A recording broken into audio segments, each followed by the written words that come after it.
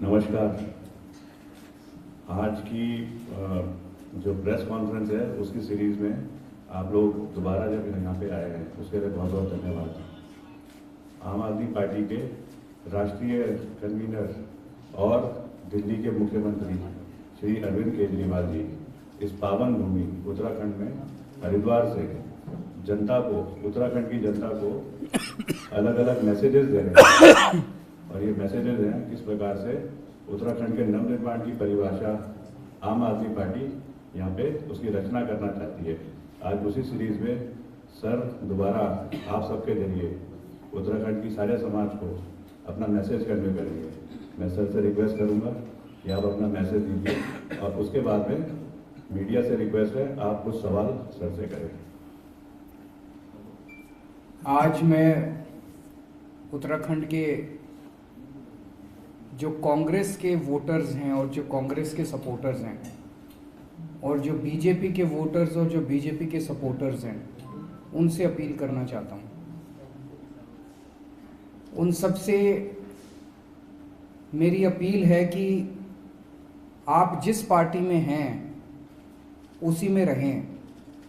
हम आपको अपनी पार्टी छोड़ के आम आदमी पार्टी में आने को नहीं कह रहे। हमारी आपसे एक ही विनती है, उत्तराखंड की खातिर इस बार एक बार कांग्रेस वाले भी और बीजेपी वाले भी आम आदमी पार्टी को वोट दे देना। इस बार एक बार बीजेपी वाले भी और कांग्रेस वाले भी एक बार झाड़ू का बटन दबा देना उत्तराखंड की खातिर। मेरी कांग्रेस और बीजेपी के वोटर्स और सपोर्टर्स से अपील है, कांग्रेस के वोटर्स ने 10 साल कांग्रेस को दिए। इन 10 साल में आपको क्या मिला? क्या कांग्रेस ने उत्तराखंड के लिए कुछ किया? क्या कांग्रेस ने आपके लिए कुछ किया? क्या कांग्रेस ने आपके परिवार के लिए कुछ किया? क्या कांग्रेस ने आपके बच्चों की शिक्षा के लिए कुछ किया? क्या कांग्रेस ने आपके घर के बच्चों को नौकरी दी? क्या कांग्रेस ने आपके इलाके में स्वास्थ्य सुविधाएं इंतजाम किया? अगर नहीं किया तो कांग्रेस को वोट देने से क्या फायदा? फिर भी मैं आपको ये नहीं कह रहा कि आप कांग्रेस छोड़ के आम आदमी पार्टी में आओ। आम आदमी पार्टी एक नई पार्टी है। आपने 10 साल कांग्रेस को दिए और 5 साल भी दे दोगे तो कोई फायदा नहीं है। ढर्रा वैसे का वैसे ही चलेगा जैसे अभी तक चल रहा था। वैसे ही चलनी है सरकार, वैसे ही चलना उत्तराखंड अगर कांग्रेस आ गई तो हमारी आपसे विनती है, आम आदमी पार्टी एक नई पार्टी है, नए चेहरे हैं, नई सोच है, नया सीएम चेहरा है, ईमानदार सीएम चेहरा है, दिल्ली में काम करके दिखाया है। आम आदमी पार्टी के पास नए नए आइडियाज हैं। एक पूरा उत्तराखंड को विकास करने का एजेंडा है। हम गांव-गांव तक स्वास्थ्य सेवाएं पहुंचाएंगे। जब हम गांव-गांव तक स्वास्थ्य सेवाएं पहुंचाएंगे उसमें कांग्रेस वालों का भी फायदा होगा, उनके परिवार वालों का भी इलाज मिलेगा उसमें।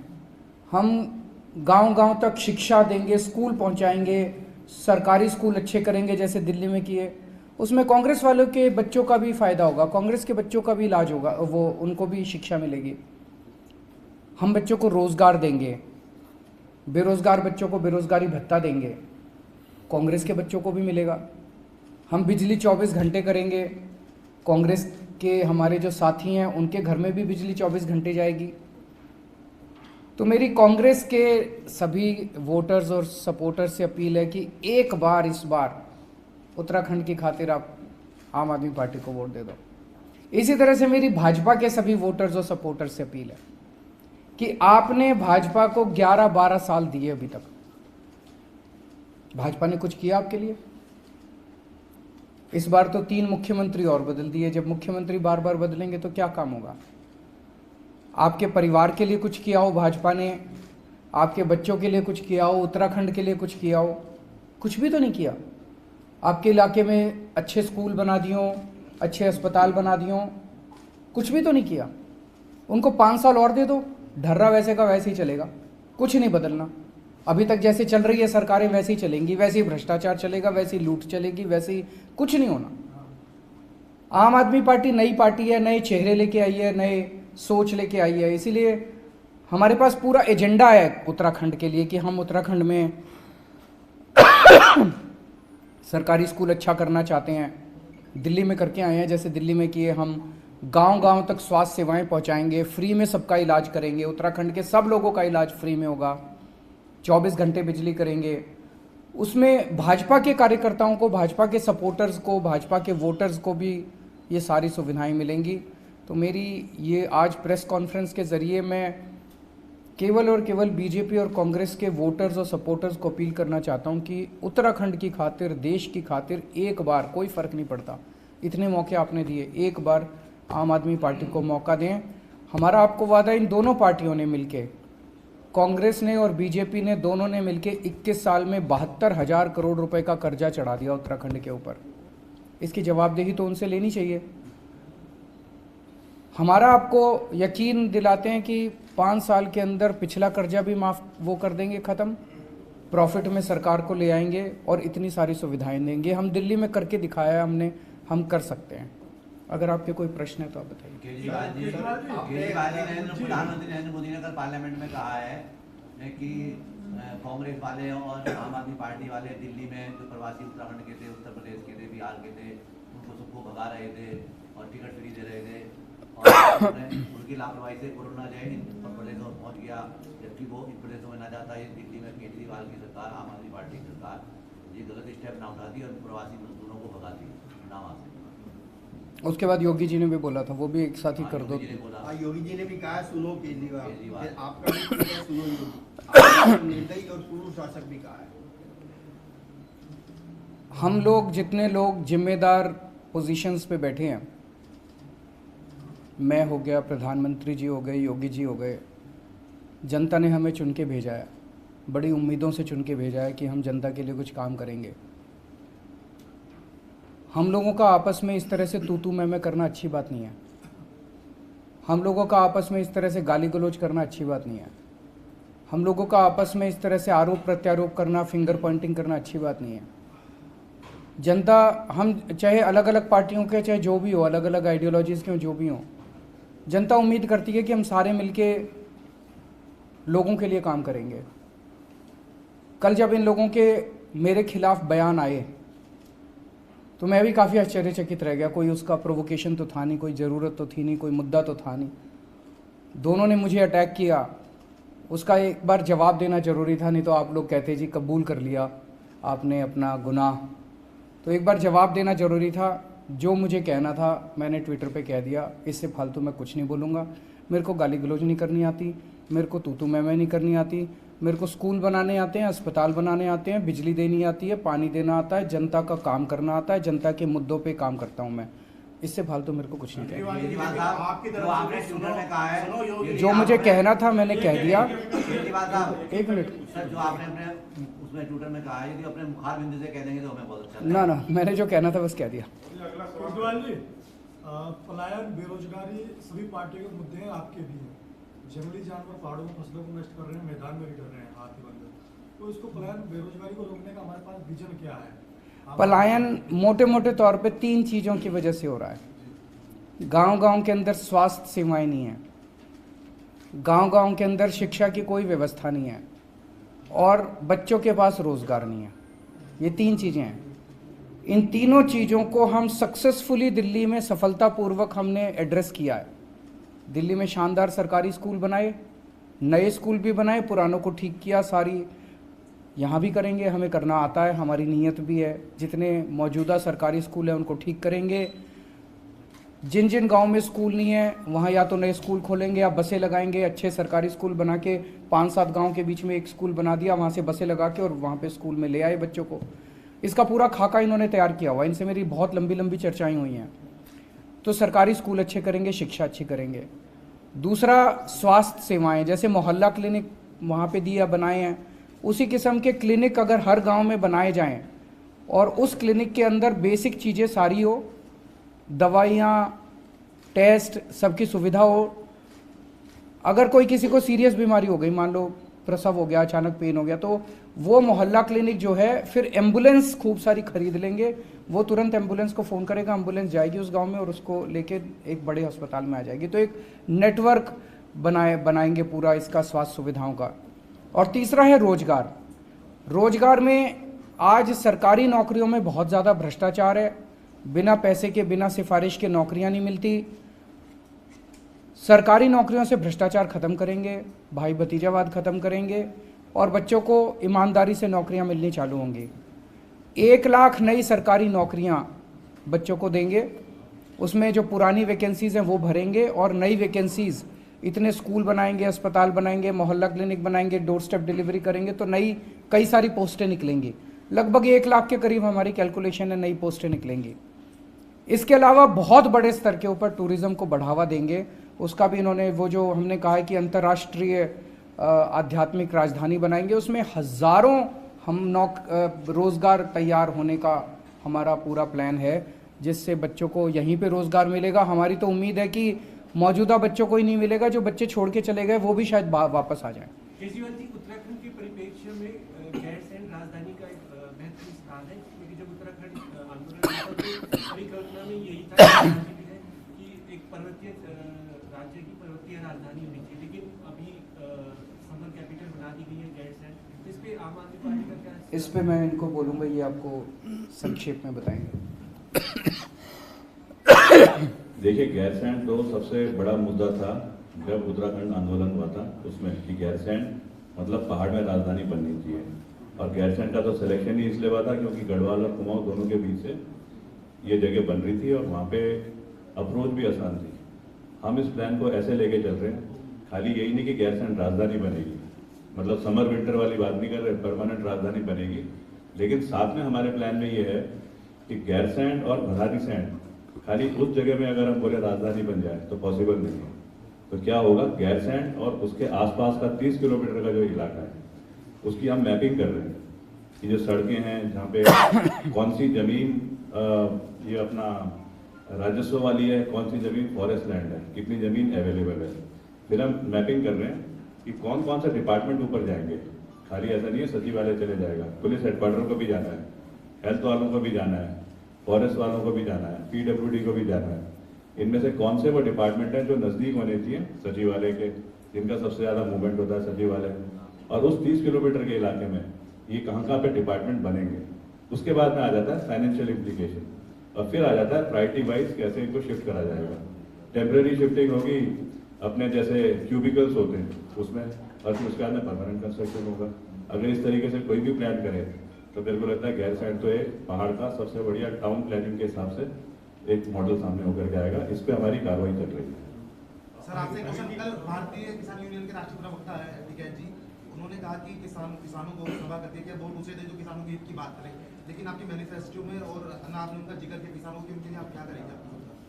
किसानों के जितने भी मुद्दे हैं उन किसानों के साथ बैठ के, ऐसा नहीं कि मैं अभी कुछ ऐलान कर दूं कि हम ये करेंगे और किसानों की सारी समस्याएं सॉल्व हो जाएंगी। जब हमने दिल्ली में सरकार बनाई थी हमें तो शिक्षा का कुछ पता ही नहीं था, हमें तो अस्पतालों का कुछ पता ही नहीं था, लेकिन उन लोगों के साथ हम बैठे और उनके साथ बैठ के हमने सारे मुद्दे सॉल्व किए। किसानों के साथ बैठ के भी हम सारे मुद्दे सॉल्व करेंगे। किसानों की मांग है कि MSP दी जाए, जैसे सबसे बड़ी मांग है। केंद्र सरकार से उनकी अपेक्षा है कि वो MSP दे। केंद्र सरकार जब तक नहीं देती हम कोशिश करेंगे कि MSP राज्य सरकार द्वारा दी जा सके, इसका पूरी प्लानिंग चल रही है। और भी उनके जितने, इस बार खाद की बहुत बड़ी प्रॉब्लम हुई थी, खाद लोगों को टाइम पे नहीं मिली थी, तो जितने भी मुद्दे हैं किसानों के साथ बैठेंगे, हमारी नीयत साफ है, तो किसानों के साथ बैठ के उनके सारे मुद्दों पे समाधान करेंगे। आज ऐसा क्या हुआ जो आपको कांग्रेस और बीजेपी पार्टी के सपोर्टरों की जरूरत पड़ गई, क्यों सैंध लगाने की बात की जा रही है? नहीं देखो जी, हमारी तो नई पार्टी है, हमारे पहले सारे कांग्रेस और बीजेपी वाले ही थे। नहीं सुनो, तो सारे वही थे। तो अब जब से हमने प्रचार शुरू किया, इसमें से कई लोग आम आदमी पार्टी की तरफ आ गए, तो अब जितने बचे हैं उनको आज मैं अपील कर रहा हूँ, भाई आप भी आ जाओ, पार्टी छोड़ने की जरूरत नहीं है, एक बार वोट दे दो। मैं आपको यकीन दिलाता हूँ, एक बार मौका दे दो उत्तराखंड के अंदर, 5 साल के बाद कोई कांग्रेस में नहीं बचेगा और कोई बीजेपी में नहीं बचेगा। अपने आप स्वतः सारे आम आदमी पार्टी की तरफ आ दो दिन गए। से आप यहाँ पे हैं, तो आज ऐसा महसूस क्यों हुआ? केजरीवाल नहीं, आज नहीं, सीरीज ऑफ पीसीज हैं, एक दिन एक मुद्दा उठाते हैं, एक दिन एक। केजरीवाल जी, आप कह रहे हैं कि वहाँ से आपके यहाँ आ रहे हैं, लेकिन आपके यहाँ से छोड़ के भी जा रहे हैं, जो आपके आगे वो छोड़ के जा रहे हैं। वहां से हजारों की तादाद में आ रहे हैं, यहाँ से एक दो कोई छोड़ के गए होंगे। आरोप लग रहा है कि आपका टिकट बेचे जा रहे हैं, इस तरह के आरोप लगाए जा रहे हैं। सबूत दे दो। आरोप एक- आपके जो छोड़ के जा रहे हैं वो आरोप लगा रहे हैं। आरोप तो देखो जी कोई भी लगा सकता है, जिसको टिकट, एक मिनट, एक एक करके उनका जवाब छोड़ दूं मैं। नहीं सर, एक ही सवाल है। हाँ बताओ। जो आपका कुनबा है सर, ये तो बनने से पहले भी फटता चला जा रहा है। आपके प्रदेश उपाध्यक्ष जगमोहन जी हो गए, चाहे संजय भट्ट हो गए, दुनिया भर के लोग, हजारों डॉक्टर का इस्तीफा दे दिया। कल भी संतोष अग्रवाल जो नए कानूनी जिलाध्यक्ष है, उन्होंने भी मोहनिया जी पे बकायदा आरोप लगाया, एक मीडिया पे पत्र दिया कि भाई टिकट बेचे गए हैं दुनिया भर के। तो जब इस तरह की चीजें हो रही हैं सर, तो ये कैसे सरकार बन रही है? हर पार्टी में होता है। सुनो एक बारी, मेरी पूरी बात सुन लो। एक कंस्टिट्यूएंसी में 3 टिकट के दावेदार हैं, एक को टिकट मिलती है, 2 को नहीं मिलती। अब जिन 2 को नहीं मिलती उसको उनको पार्टी बिठा के मनाती है, यार मान जाओ कोई बात नहीं, एक कोई टिकट मिलनी थी, बाकी को तो नहीं मिल सकती, पार्टी के साथ काम करो। कुछ लोग मान जाते हैं, कुछ लोग नहीं मानते। तो जब वो छोड़ते हैं, कोई कहता है टिकट बेच दी, कोई कहता है पार्टी में तानाशाही हो गई, कोई कुछ कहता है, कोई कुछ कहता है। मैंने ओपन चैलेंज किया हुआ है, हमको टिकट बेचने का या खरीदने का सबूत दे दो, शाम तक पार्टी से केवल नहीं निकालूंगा, जहन्नुम तक पीछा करूंगा उसका, उसको छोड़ने वाला नहीं मैं जिंदगी में। एक मिनट सुनो, एक मिनट सुन लो, अब सुनने की भी काबिलियत रखो। छोड़ूंगा नहीं मैं, कुछ भी हो जाए। मैं भ्रष्टाचार बर्दाश्त नहीं कर सकता। अपने मंत्री को निकाल दिया था कैबिनेट में मैंने दिल्ली में, एक छोटा सा सबूत आया था मेरे पास। अगर किसी ने टिकट बेची और किसी ने टिकट खरीदी हमारी पार्टी के अंदर, उसको जेल भिजवा के रहूंगा मैं, उसको केवल पार्टी से नहीं निकालूंगा। बाकी ऐसे राजनीतिक तौर पे तो आरोप प्रत्यारोप चलते ही रहते हैं। केजरीवाल जी, उत्तराखंड में मामला उठा है मुस्लिम यूनिवर्सिटी का कि कांग्रेस के एक जो है बागी नेता ने आरोप लगाया कि मुझे हरीश रावत ने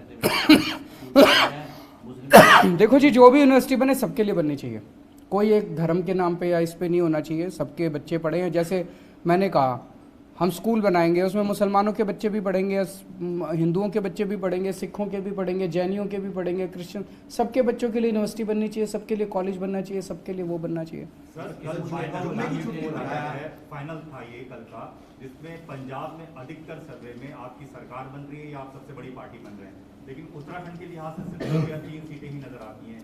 फाइनल ओपिनियन पोल में भी ये स्थिति है जो बढ़कर नजर नहीं आ रही। तो एक तो अच्छी खबर है, खुशखबरी है, अभी पंजाब में सरकार बन रही है। तो मेरी उत्तराखंड की जनता से अपील है कि पंजाब में भी बन रही है, पंजाब के लोग भी भरोसा कर रहे हैं, आप भी बनाओ। लेकिन उत्तराखंड में हमारा ये पहला चुनाव है, पंजाब में ये दूसरा चुनाव है। पंजाब में एक तरह से 3-4 चुनाव के डेटा है। जब भी एक नई पार्टी आती है, उस नई पार्टी के वोट्स का आकलन करना बहुत मुश्किल होता है। मैं दिल्ली का एग्जांपल देता हूँ। दिल्ली में जब हम पहली बार 2013 में चुनाव लड़े थे, 8 दिसंबर को चुनाव था। नवंबर के महीने में जो सर्वे आए, वो सर्वे दिखा रहे थे हमारा 6% वोट शेयर है, एक भी सीट नहीं आ रही, सारों की जमानत जब्त हो रही है। ये सर्वे नवंबर के 1 महीना पहले। उसके बाद हमारी सरकार बन गई, 28 सीट आई, 28 सीट के बाद सरकार बन गई। तो जो भी नई पार्टी होता है उसका वोट आंकलन करना बड़ा मुश्किल होता है। यहाँ पे कल कुछ एक मीडिया के साथी थे, जब इंटरव्यू कर रहे थे, बोले जी आपकी 10 आ रही है हमारे हिसाब से। चलो 10, मैंने कहा यार दिल्ली में तो एक भी नहीं दे रहे थे, आप 10 से शुरू तो कर रहे हो एक नई पार्टी को, आप कह रहे हो 4 आ रही है। इंतज़ार कीजिए, आज उत्तराखंड के अंदर लोगों को, मैं आपसे पूछता हूँ कि कोई कांग्रेस को वोट क्यों दे, उनका एजेंडा क्या है? कोई एजेंडा नहीं है।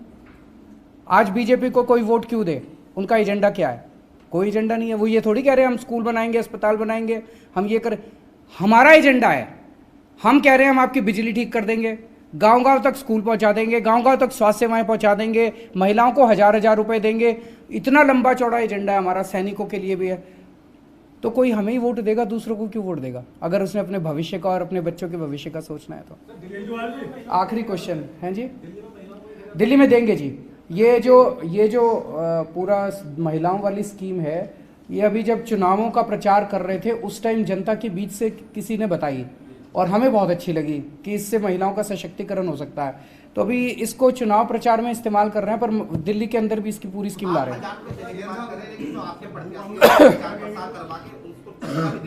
हैं।